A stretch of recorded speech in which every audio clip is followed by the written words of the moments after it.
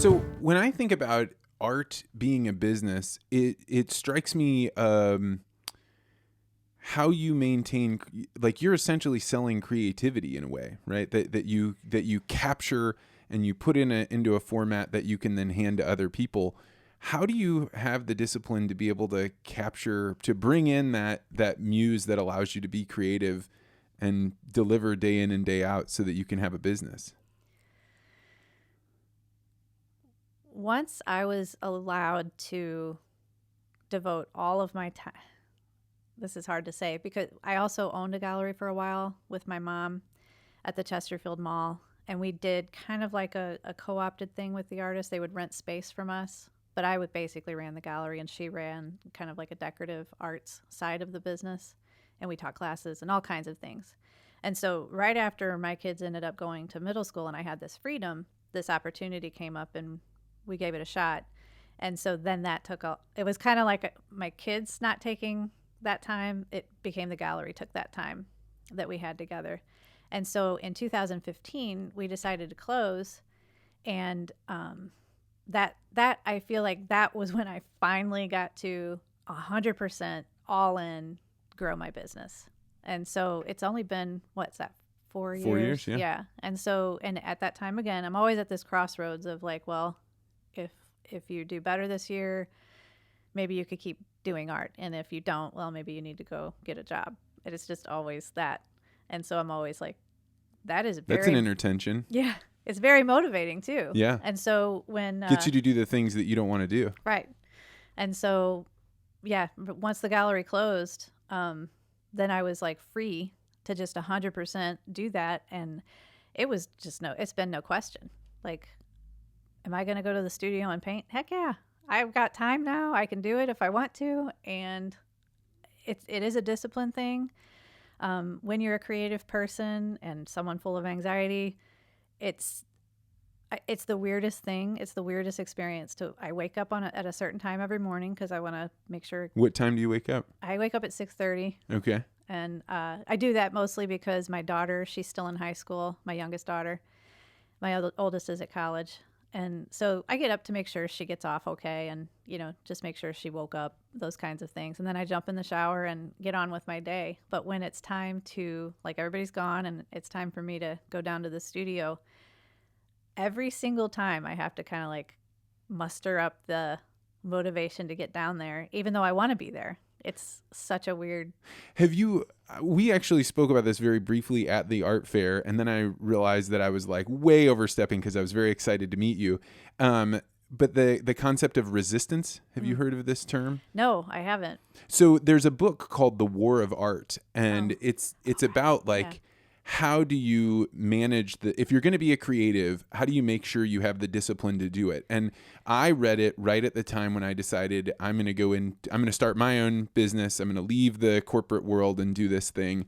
And the book is fascinating because it names what is a voice that is in everyone's head that you don't even realize is a voice. It's just a part of the cacophony of sound, which is, when you start jogging, right? You're like, I'm going to start exercising.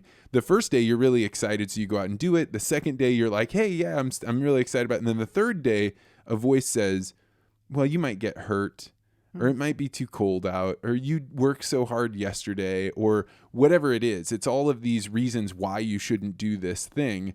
That's the voice of resistance. And once you name that voice of resistance, then you start seeing it show up in all sorts of places that was always there. Mm-hmm. You just didn't have the name for it. And I can completely relate to you saying, in the morning, I'm excited about working, but there's something that keeps me from it.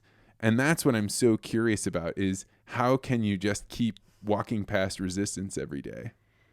It is definitely all about habits and like routines for me in particular. And so once I'm done with my breakfast, like I have a choice to make, right? I can procrastinate and look at my phone and read the news or whatever, or just go over and fill my water bucket with water because I don't have water in my studio. I have to get it from the kitchen and take it down to my basement studio, which is really nice. My basement studio is wonderful, but it does not have water. So that's kind of like one of the things. Like if I look across and see my bucket, I'm like, just get over there and fill that with water. Let's go, Wow, what a metaphor, Yeah. right? That seems like a heck of a metaphor. Yeah, no kidding. I never thought of that. And is it is it something you succeed at every day? Do you get in and paint every day? I try. If I don't, there's a reason. Like maybe something like this right now. Oh Like, no, I yeah, kept you from filling up your bucket. Oh no. That's okay though. And then I've gotten myself to a point where if I don't get paint time in the morning, then I'll try to shift and maybe paint in the evening.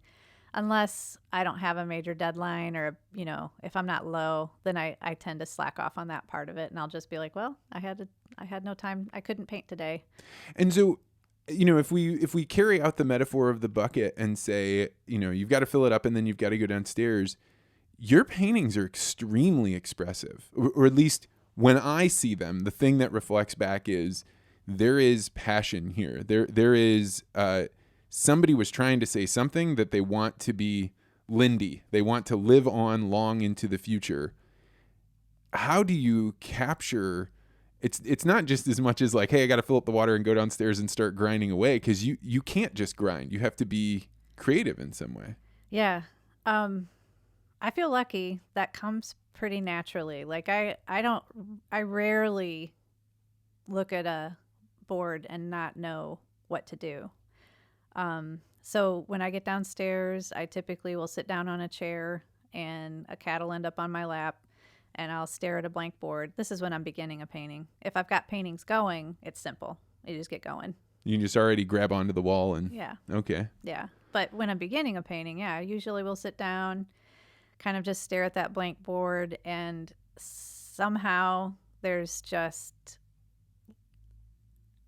sometimes I'll have like a thought in my mind, like I would like to infuse this painting with, joy is kind of my tagline of I want joy to go into my paintings so that joy will come out of my paintings.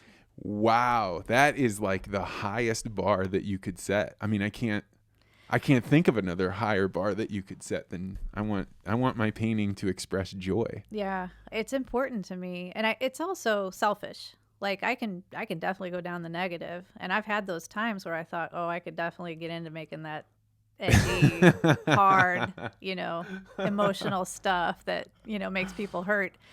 But I don't want that in the world, and I don't want it in my life. I could choose to focus on that, but every single day that I make a painting infused with joy is my attempt at kicking out the bad stuff of my own. Wow. Yeah. So it's definitely selfishly motivated, and I get something out of it. But then I hope that once I've done that, then someone else gets something out of it as well. And when you're looking at that white canvas, do you imagine something that then you express on there? Or like, I don't even have a great way to ask this question, and there may not be an easy way to answer it, but I'm trying to get at what begins as, where are you pointed in a direction? How can we understand this? So it's a combination of like materials, right? Like color and texture. And I think about that, like technical stuff. And what do I want to do with that today? Like what colors do I want to mess around with, and what texture ideas did I have that I want to apply to this one? So there's that, the technical side. But then there's also the imagery side. And since they're abstract, it's hard to explain it as imagery. But when I look at a blank board, I've tried to explain it like this before.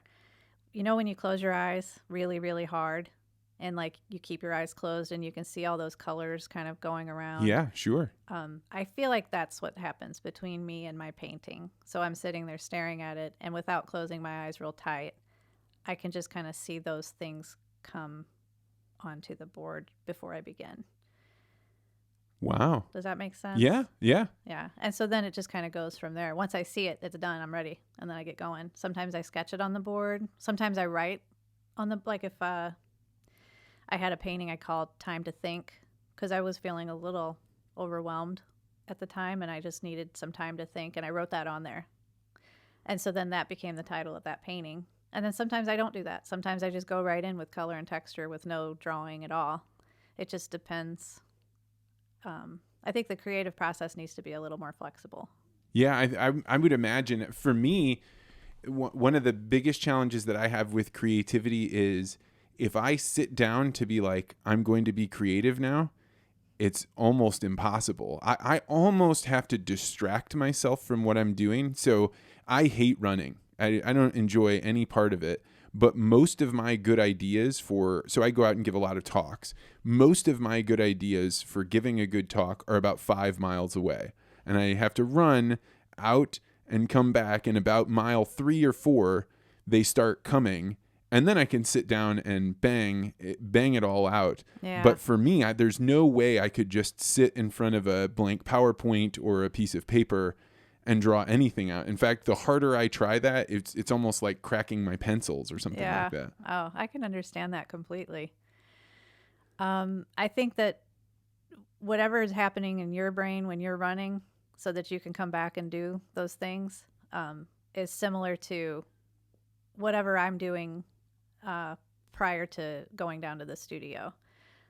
Even if it's just like piddling around, looking at Pinterest for a little bit, or reading an article of the news or something. Like there's rarely not something else going on back here for me.